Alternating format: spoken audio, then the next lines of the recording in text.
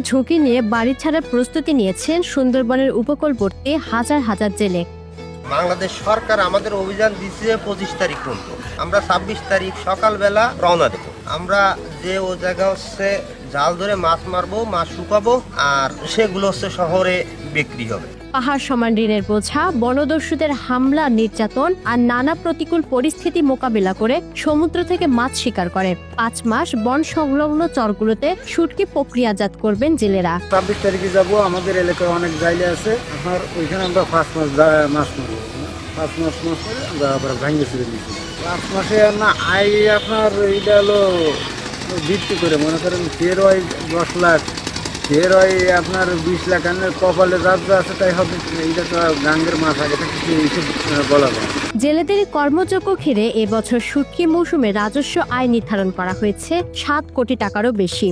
আমরা মাছ ধরার উদ্দেশ্যে 5 মাস সাগরে যাই। 25 তারিখে আমাদের অভিযান শেষ হবে, 26 তারিখে ইনশাল্লাহ আমরা রওনা দিই। প্রথমত সমস্যা হলো এটাই, প্রচন্ড ডাকাতের চাপ, আমাদের জানমালের কোনো নিরাপত্তা নাই ওখানে। এমন পরিবেশ, এমন পরিস্থিতি মাঝে মাঝে শিকার হয় যে যাইলে উঠায় নিয়ে যায়, তখন মুক্তিপণ দাবি করে। তখন আমাদের মহাজনদের অত্যন্ত কষ্ট হয় যে আমার লোক একদম ধরে নিয়ে গেছে, তাকে ছাড়াই আনতে হবে। তো আমাদের সব থেকে বড় সমস্যা যে ডাকাতের থেকে আমরা যদি কোনো নিরাপদ পাতাম তাহলে আমাদের খুব সুবিধা হতো। ইতিমধ্যে সুন্দরবন সংলগ্ন মোংলা, রামপাল এলাকায় বিভিন্ন নদী খালে অবস্থান নিয়েছেন অনেক জেলে।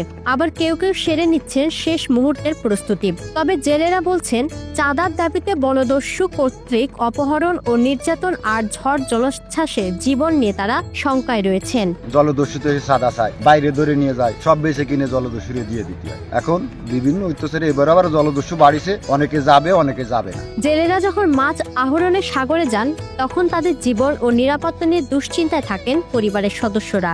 চিন্তায় মনে করেন ওই সময় আমাদের ঘুম খাওয়া থাকে না, কারণ যেহেতু আমাদের পরিবারে একজন ইনকামের লোক, সে ইনকাম করতে যায়, আর তারে রেখে মনে করেন আমাদের তো মানে চলে না, যে ঘর বাড়ির অবস্থা আছে এইগুলা, এইভাবে বসবাস করি। আর ইনকাম করে একজন, একটা বাচ্চা আছে, তারা পড়াশোনা করাইতে হয়, যে টাকা পায় হতে আমাদের চলে না, সেই টাকা দিয়ে আমাদের সারা বছর চলতে হয়, সারা বছর খাইতে হয়। তার ভিতরে তো অনেক দুর্ঘটনা ঘটে, যে ঝড় বন্যে, তারপরে মনে করেন বাঘে হামলা করে, নিচে কুমির, উপরে বাঘ, ডাকাত এগুলাই ধরে। মনে করেন ডাকাতে ধরলেও নিয়ে গেল, তাই এত টাকা দিন অত টাকা দিন, তারপরে তাদেরকে ছাড়া হবে বা মালিকের উপরে হামলা করে এরকম। সুন্দরবনের দুবলা ফিশারম্যান গ্রুপের চেয়ারম্যান কামাল উদ্দিন জানান, দুবলার চরের শুটকি মৌসুম ঘিরে জলদস্যুরা বেশ তৎপর। ডাকাতদের কাছ থেকে কিছু চাঁদাবাজির পাচ্ছি, যারা 2017 সালে বিগত সরকারের আমলে আত্মসমর্পণ করে সরকারের কাছ থেকে বিভিন্ন রকমের পুরস্কার, বিভিন্ন রকমের টাকা পয়সা এবং বিভিন্ন রকমের সাহায্য সহযোগিতা গ্রহণ করেছিল, তারা এখন সক্রিয়, তারা সংঘবদ্ধ হয়ে 2-3টা দলে বিভক্ত হয়ে নতুন নতুন জলদস্যু সংগ্রহ করে এরা এখন বিভিন্নভাবে জেলেদের বাড়িতে টেলিফোন, মোবাইলে বিভিন্নভাবে হুমকি ধুমকি, টাকা না দিয়ে চলে যাওয়া না, তাইলে আমরা ট্রলার এবং লোকজন নিয়ে জোর করে নিয়ে জঙ্গলে আটকাই রাখবো, তারপরে জিম্মি হিসাবে টাকা পয়সা দিয়ে তোমাদেরকে ছাড়াই আনতে হবে, এই ধরনের হুমকি দিচ্ছে। বন বিভাগ বলছে, এই মৌসুমে শুটকি প্রক্রিয়াকরণ কার্যক্রম থেকে রাজস্ব আদায়ের লক্ষ্যমাত্রা নির্ধারণ করা হয়েছে 7 কোটি টাকার বেশি। একই সাথে জেলেদের বন বিরোধী কর্মকাণ্ড রোধেও ব্যবস্থা নেওয়া হবে।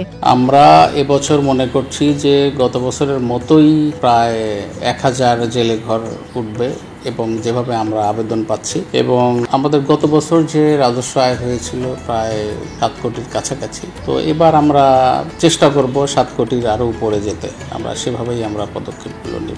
আমরা কিন্তু আমাদের কর্মকর্তাদেরকে নির্দেশ দেওয়ার পাশাপাশি আমরা কিন্তু এই দুবলার জেলেদের সাথে আমরা কয়েকবার বৈঠক করেছি এবং তাদেরকে নানান দিক নির্দেশনা দিয়েছি। তাদের জেলেরা কি কাজ করতে পারবে এবং কি করা যাবে না, কি করবে কি করবে না, এগুলো কিন্তু তাদেরকে জানিয়ে দিয়েছি মৌখিকভাবে এবং লিখিতভাবে, এবং আমাদের স্টাফরা থাকবে, এগুলো মনিটর করবে, তারা যাতে কোনো অনিয়ম কিছু না করে।